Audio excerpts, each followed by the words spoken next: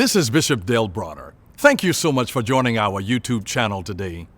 If this is a blessing to you, I want to encourage you to like it and then click the subscribe button and then turn on notification. Hit that little notification bell so that you never ever miss another one of our videos.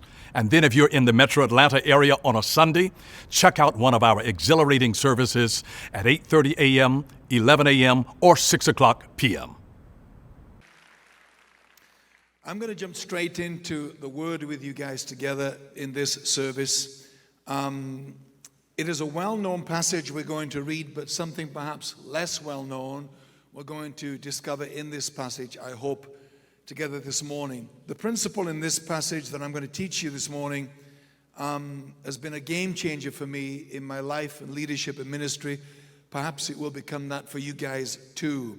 It is 2 Kings 4, verse 1 to 7. We're going to read from the story of the widow's oil. The wife of a man from the company of the prophets cried out to Elisha, "Your servant, my husband, is dead, and you know that he revered the Lord. But now his creditor is coming to take my 2 boys and as his slaves." Elisha replied, "How can I help you? Tell me what you have in your house." "Your servant has nothing there at all," she said, "except a small jar of olive oil." Elisha said, "Go around and ask all your neighbors for empty jars. Don't ask for just a few. Then go inside and shut the door behind you and your sons. Pour oil into all the jars, and as each is filled, put it to one side." She left him, shut the door behind her and her sons. They brought the jars to her, and she kept pouring. When all the jars were full, she said to her son, "Bring me another one." He replied, "There is not a jar left." Then the oil stopped flowing, and she went and told the man of God. And he said, "Go sell the oil, pay your debts, and you and your sons can live on what is left." What an interesting situation this is going on here. This man was a member of the company of the school of prophets with Elisha. He died. We don't know how young he was or why he died. Clearly, he had a young family. And he died with debts enough for them to come and take his kids into slavery. These days, when the bailiffs come to your house when you're in debt, they take the furniture and the TV. In those days, they took the kids. Well, some days you might prefer that. I have 4 children. You feel my pain. So this is the real deal, what's going on for this lady. She reaches out in her pain to Elisha for his intervention and explains to her something she needs to do. Go around all the neighbors and ask them for any empty vessels that they have in their home. Bring them to your home. Then start pouring. I don't know whether she figured out what was going to happen or not, but start pouring. And every vessel she could manage to get from her neighbors was filled with the oil. And when she ran out of vessels, the oil stopped. God didn't run out of oil, she ran out of vessels. That's an important, I think, to remember when we look at how God operates in relationship with what this woman's doing. I'm fascinated by something going on here, because what if she said to Elisha, whoa, hang on. There's a problem with this idea you're presenting to me. And the problem is, I don't get on with the neighbors. I like that God's going to intervene. I like the supernatural pouring of the oil part. But my part in this miracle is problematic, because my husband and I have lived here for 15 years in this community, and over those years, we have had various interactions, conversations, confrontations, disagreements with various ones of the neighbors.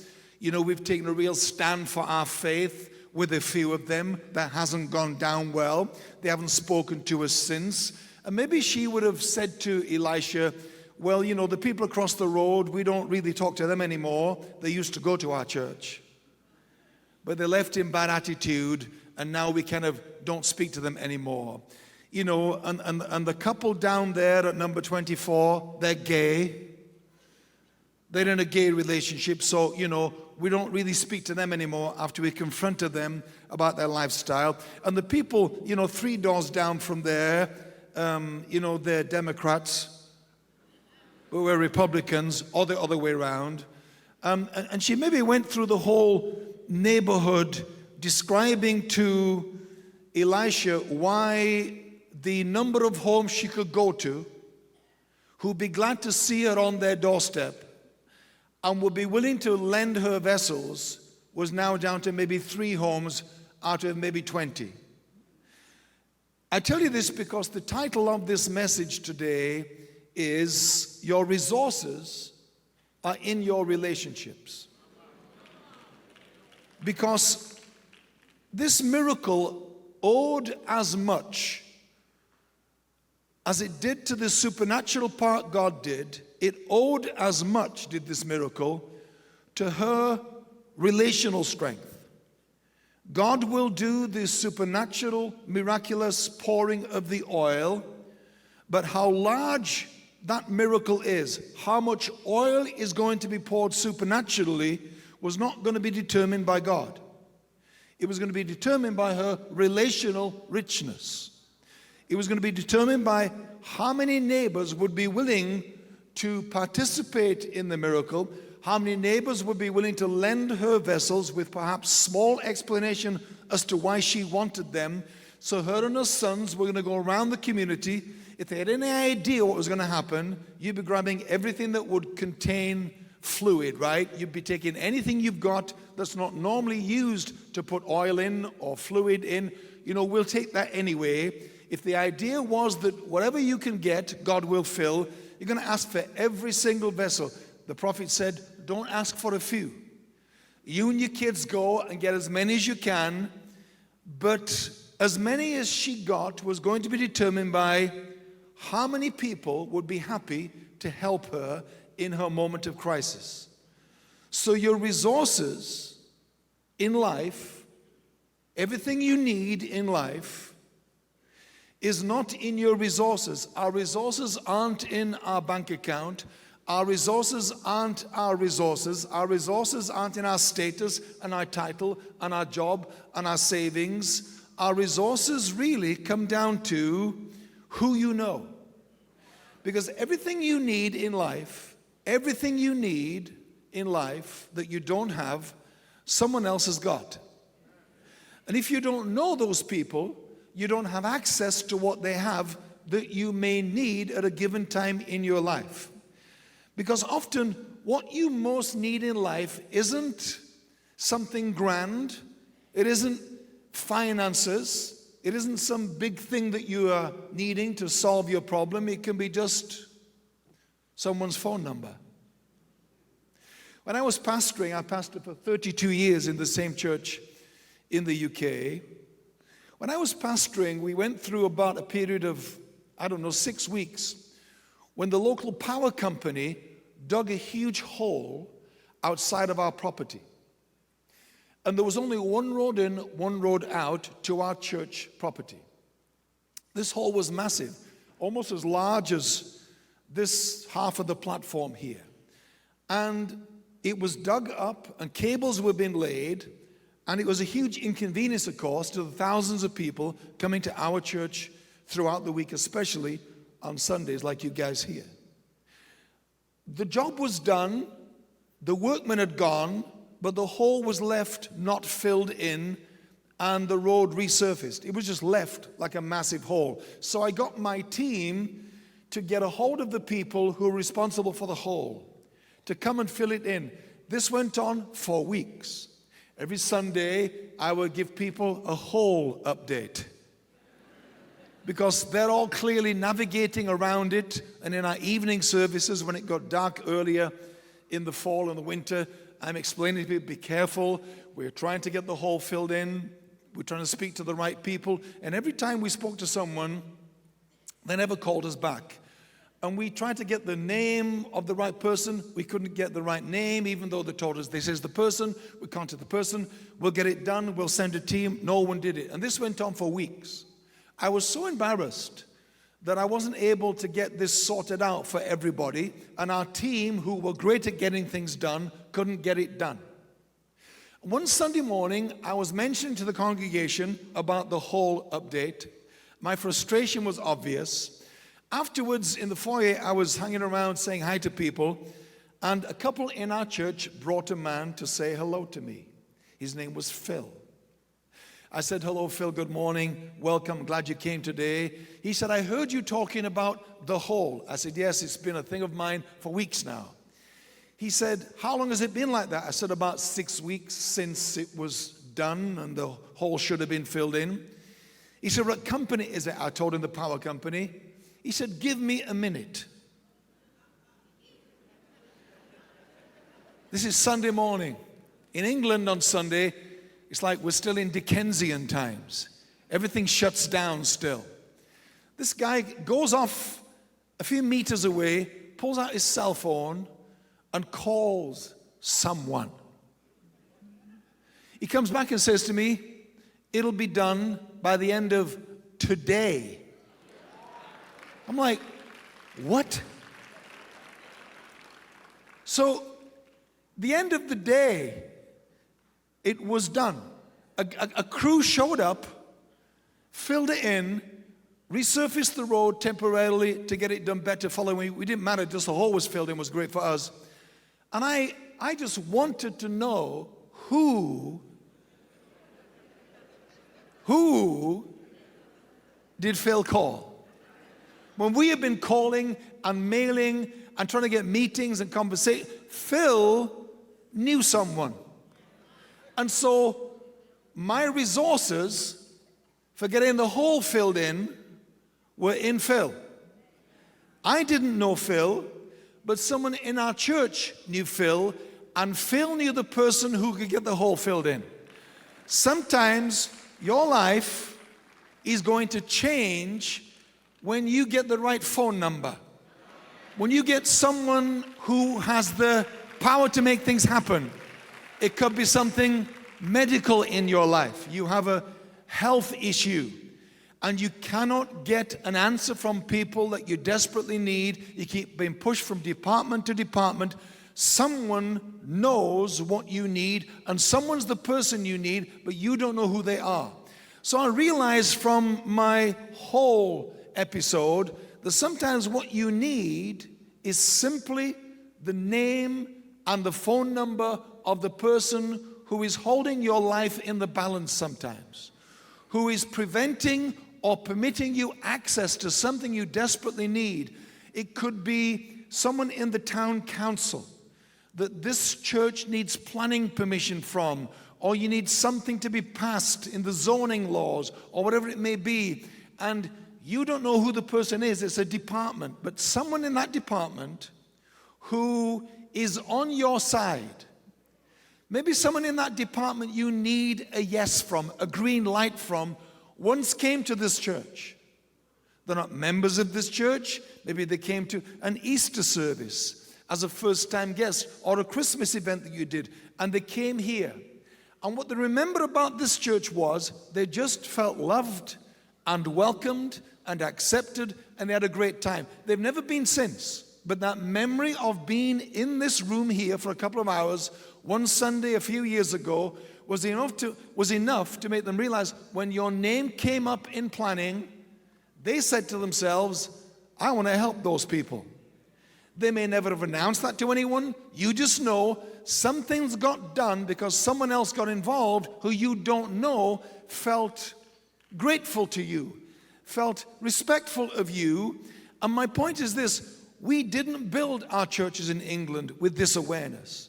We didn't build our churches building relationships with people who didn't come to our churches.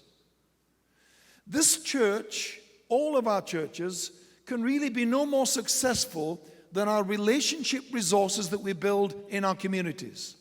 The more people you have favor with, the more people you build relationships with, the more resources you have available to you in longevity. You don't know what you're going to need next month, what you might need 6 months from now. You may just need someone's favor, someone saying good things about you, someone speaking up for you in a room you're not in, but you wish you were in. Sometimes what you need is access to spaces and to voices and to influences and to power and to people that are important enough to get something done that you can't, and if you don't know them, or if you've demonized them, if in our preaching and communication we're making enemies of people that really we should have as our friends, then when it comes to a time and they hold the keys to something we need, they will not help us. Jesus built his life this way. That's why he didn't own anything. Jesus didn't need to own anything, because he built relationships inside which he had resources. So he could borrow boats and borrow rooms and borrow a donkey and even borrow a tomb. He built his life so relationally rich that anything he needed, someone he knew had what he needed. And so he didn't need to burden himself with ownership of lots of things that would become exhausting to maintain them. I call it the tyranny of things. When you own so many things that eventually they start owning you. But to build a life that's relationally rich means that you have access to lots of things you don't need to own because you know someone else that owns it. And you don't need to have it all the time. You just need to borrow it occasionally, like Jesus did. So he built his life this way. When he sent out the disciples and the leadership team ahead of him into towns where he was about to go and preach, he sent them out without provisions. He sent them without resources. He said, don't take any clothing. You're not going to have advanced booking accommodation. You're not going to know where you're going to sleep or eat. He sent them with virtually no supplies, no resources, because he said to them, when you go to these towns, the first people who welcome you into their home will be where you will receive a bed and where you'll have a place to wash and eat and sleep. In other words, he's saying to them, I'm teaching you to build relationships in these communities. In those relationships will be the resources you think I'm just going to provide for you. He's teaching them to build a resourceful life that's rich in relationship rather than a life that depends on someone else to give you everything. He's saying, go and build relationships inside which you will find favor and provision rather than me send you out with money and supplies and accommodation. He's teaching them to build relationally rich lives in these communities that would yield to them the resources that were inside those relationships. Jesus taught them this from day one. And I think we have almost moved away from this. My generation, the baby boomers, we kind of grew up with this awareness that if someone has what you don't have, then if we build friendship and love and service with them in our communities, you'll never be short of what you don't have. I was raised, like some of you were, in a community where we borrowed from each other all the time. If you didn't have it, my mother would send me all the time to neighbors' homes saying, go and ask Sheila if she has any sugar. You know, go and ask Mary if she has any spare bread. This is how me and my 5 siblings were raised. We spent our life going around the community asking for things we didn't have, all of whom, if they had it, would gladly give it to us. And then they came to our house too when we had things that we could supply them with. Really, as a kid growing up, our whole resources were in our relationships in the community we were building together. Every parent, when I was growing up, every parent could discipline someone else's kids. Now they'd all be in jail. Now you'd be in jail for child abuse. When I was growing up, if someone else's mother saw me or my siblings acting out, they'd clip us around the ear or give us a telling off. And my mother would thank them for it rather than sue her. I couldn't get away with anything as a kid. What about you? My life was like parenthood. It takes a village, they say. And I was raised in a village, and our resources were in our relationships, in our friendships, in our shared life together. And so I grew up with that. And it's been interesting for me to watch how we've moved away from that. In our Western world, we've moved away from building communities and building friendships and getting on with our neighbors until a hurricane comes, or a tornado, or a flood, or some natural disaster. There is no respect of who lives in those houses. It doesn't matter, does it, whether you are Republican or Democrat, black or white, rich or poor, straight or gay. When the hurricane comes, we all just so need to pull together. And sometimes community is discovered tragically through a disaster that occurs. Then we all realize how much we need each other. And that's the community I grew up in. And that's what I tried to teach my church. And this guy that Phil had the phone number taught me that I need to know Phil, and I need to know the person Phil knows, because I can't get a hole filled in. That hole is a metaphor for something in your life you may desperately need today, and someone has what you need, but you don't know them. Or they're in a group that you have decided, I'll never speak to those people. You know, I don't associate with those people. But sometimes those people are the people you may most need help from. Don't make your 80% friends your 20% enemies. What I mean by that is we have a lot more in common with some people than we think. Sometimes we have a lot more in common with people that don't even go to church, aren't even believers. We have a lot more in common with them than we think. But because we have a small percentage of things in which we differ, in which we don't see eye to eye, in which we maybe don't have shared values, we take that 20% and say that is the defining percentage of the relationship. So we take an 80% common ground, 80% we get on great together, 80% shared values, and we major on the 20% that we disagree, and so we take an 80% friend, but instead we make them a 20% enemy. So what the disciples didn't understand, because the disciples didn't get this. The disciples one day stopped a man casting out a demon because he wasn't part of their group. Wow. So the logic of that is this: better the demon stay in than someone not in our church cast it out. Better that person stays suffering by the possession of the demon. Better they stay in trauma and pain and suffering than someone not in our group intervene. That's the logic of stopping this person. So they told Jesus as if he'd be proud of them. Jesus was like, you guys did what? You've been with me all this time and you think that's something I'm going to be happy about? And Jesus said this: you should not have done that. He said, because everybody who's not against us is for us. So his philosophy was this: if they're not against you, they're for you. What a different way to frame people that is. Rather than, oh, they're against us because they're Muslim, they're against us because they're this, they're against us because they're that. And we go through categories. And we say all those people that are in those categories are against us. Who says? You may have a neighbor a few doors away that's a Muslim, but a beautiful human being, a great person, who would stand up and help you in a crisis far more than some people you'll call friends. It's amazing who becomes friends in a crisis when your real friends are nowhere to be seen. All these people that say, you can count on me. Until you do. Then one day you call them. And oh, I'm so sorry, I wish I could help. And you're like, hang on a minute.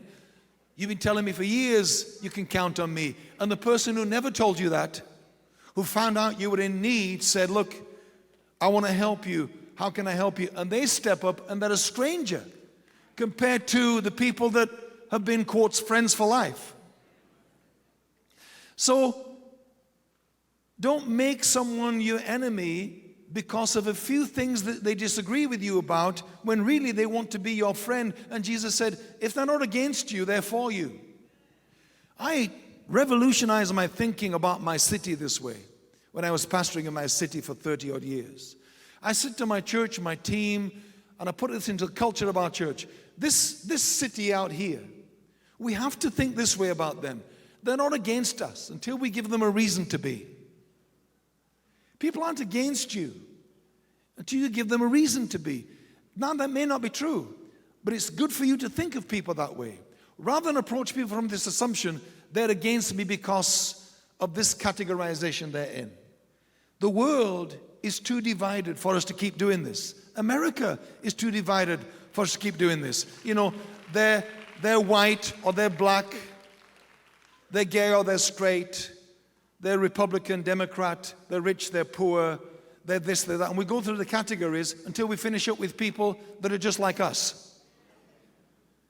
This is not how Jesus built his life, not how he wanted the church to build his life. Because if the early church's demograph was down to the Apostle Peter, it would have only been Jews. Peter did not like Gentiles. In fact, Peter hated Gentiles. Peter had a racist issue towards Gentiles, which is basically non-Jews. If Peter had his way, he would have built a Jewish church, not a church for everyone. And so if you can be 24/7 for 3 years with Jesus and still be a racist, that's Peter. Seriously. I don't assume any of us in this room are immune from the same thing.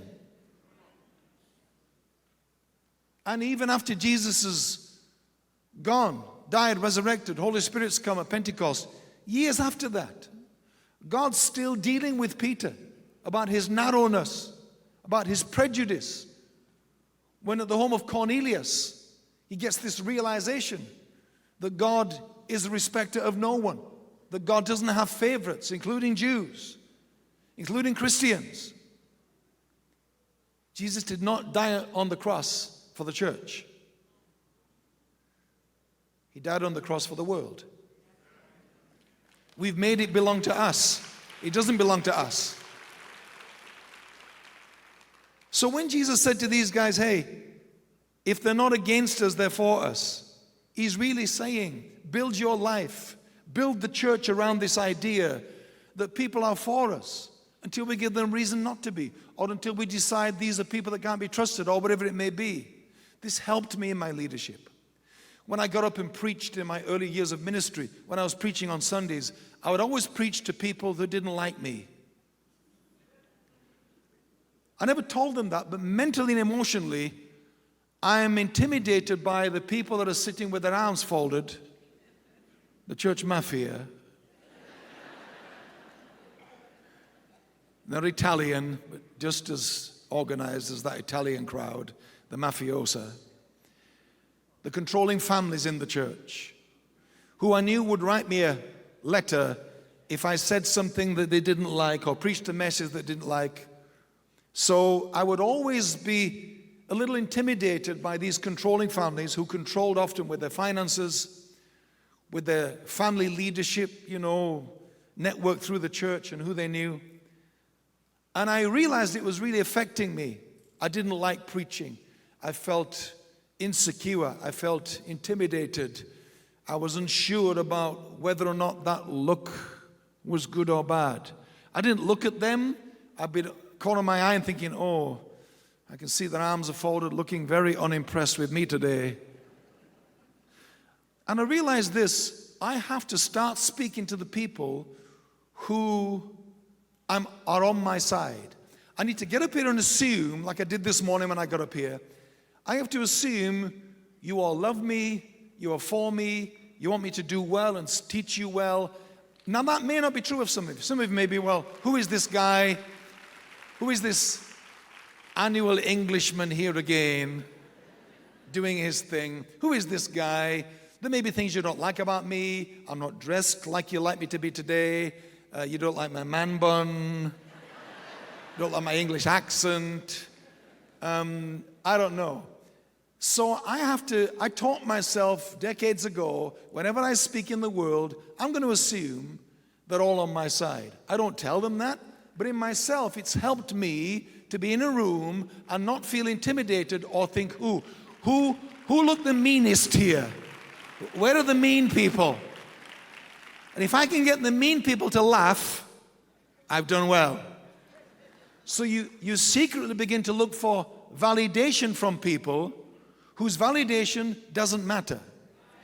So I taught my church, if they're not against us, they are for us. You know, sometimes the people you most need are in low places. I grew up with this mentality taught to me by leaders in the church that you need to just know the fills, who know the people with the phone number that are powerful and influential to get things done. But every church needs to build friends in low places. If that wasn't true, Israel would never have got access to Jericho. Because a prostitute called Rahab was the resource, the relational resource she was to get them into the city.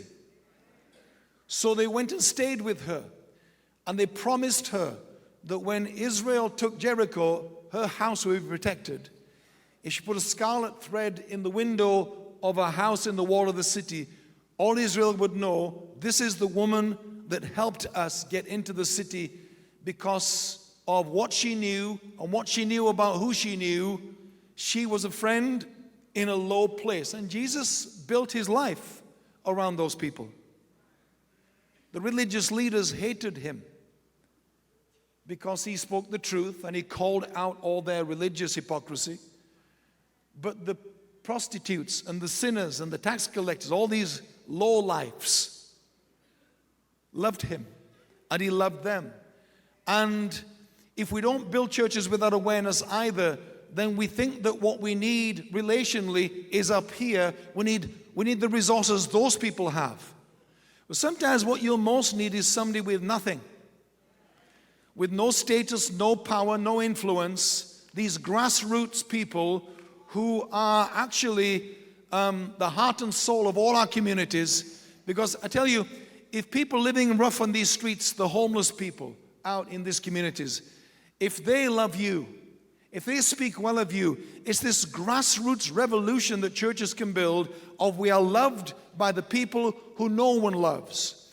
We matter to people to whom no one matters. They know we are on their side, we have their back. I didn't want to build a church where we just knew the phone numbers of the rich and the powerful, but we were loved by the people like Rahab, and Jesus built his life around.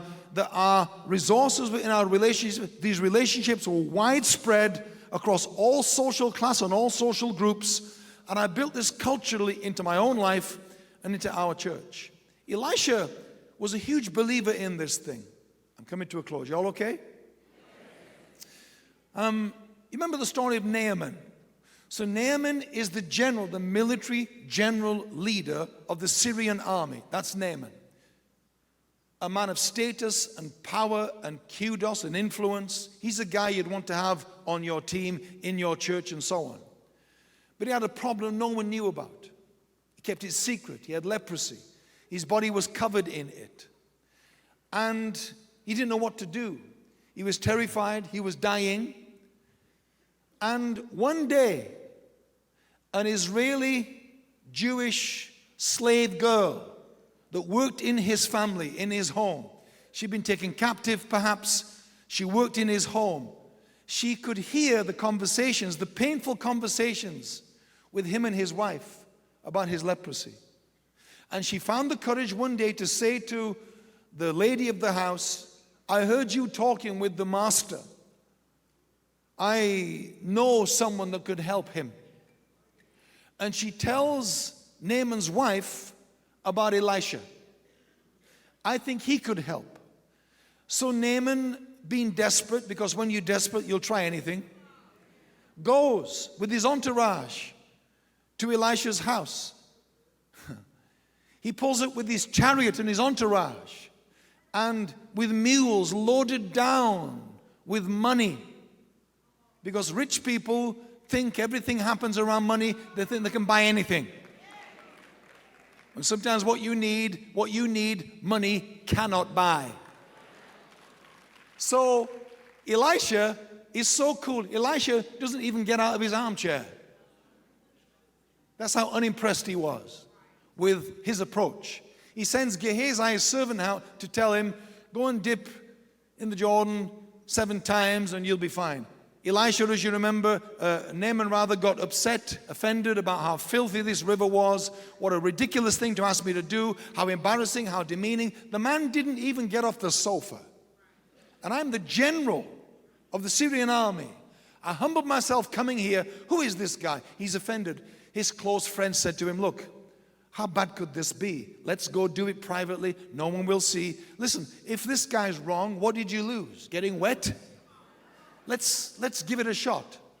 He does it, and as you know, he gets this miracle. He's healed of his leprosy. He goes back to Elisha and takes all this stuff to pay him. Elisha again doesn't even get involved. He said to the guy, go, be blessed, be happy, be well, be whole, live your life. And then Naaman says this, I want to pay you. I've got all this stuff here. I want to pay you. Elisha said, no, I don't want anything from you. Because Elisha's thinking this way. I want the Syrian army's general to not feel that when he left that day, he had written a check and he's done with it. I want this man to be mentally and emotionally indebted to the God of Israel for all his life, so that, I don't know, 5 years from now, when the Syrian king and his war cabinet are speaking about invading Israel, they don't know. There's a man in that room, the general, who is so indebted to the God of Israel, he is going to speak up on our behalf. He's going to suggest we don't do this. He's going to suggest diplomacy. He's going to say something to protect our nation, because I didn't let him write a check and walk away. Later on, if you remember, Gehazi goes after the check. This has so often been the church. The church wants the check instead of the relationship that's far more valuable than the check. To have Naaman indebted to the God of Israel, to the God of this church, to our God. To have someone indebted to your kindness and your love and your inclusion of them and your reaching out to them. To have someone indebted to our God that they met through your kindness and love in this community is what gives you influence and power long term, for decades to come. But if you take a check and walk away, it's like, well, we're done with that. It's a transaction, done. So Elisha was a big believer in this. He said, no, I want this man indebted to us. I'm going to build a resource in a relationship with the Syrian general that will serve generations to come long after I'm gone. He thought generationally rather than I'll have what I can get now from this man, which is often how the church has thought and built our lives. All right, time's almost gone. I know. Listen, before I finish, let me mention to you a beautiful new resource. I'm so excited. You're the first people in the world to have access to this new resource because I just finished putting it together. It is a course I've done on a game changer in my life. I wish this had come to me sooner. About emotional intelligence. EQ mastery. The course is called. I sat down at home and I've done a video course to put out around the world. It's only first available here today before we roll it out around the world. Emotional intelligence is a superpower that few possess. Many of us unknowingly come from emotionally dysregulated families, which shaped our own emotional developments. taking back our emotional thermostatic control is one of the most life-empowering acts you will ever do. Emotional intelligence is the ability to self-regulate our emotions, manage our moods, and take control of our reactions and responses instead of others having to manage those for us. So this course is available today with the QR code. Hannah, that works with me, is in the main foyer, and I want to get this into your lives, the lives of your family, someone you can gift it to today. Emotional mastery. Listen, it doesn't matter how long you've been a Christian, how filled with the Spirit you are, or how often angels river dance on your duvets. God will not regulate you emotionally. You have to do that. And the more you do that, the more of a joy you are to do life with. The lack of emotional intelligence is killing our marriages, our friendships, our relationship with our kids, our teamwork, our workplace, from government down. Our inability to emotionally regulate is killing us. So there's nothing more important I could speak about at this stage of my life. I've done so much work in this area in my own life and my own teams that I've built over the years. I want you to get a hold of this resource today. And there's other stuff out there. I think if you get this resource today, we give you another free video course with it. You can speak to Hannah about that out there. So please get that into your world, or someone you love that you think would benefit from that today. Y'all okay? Let me pray for you guys. Thank you.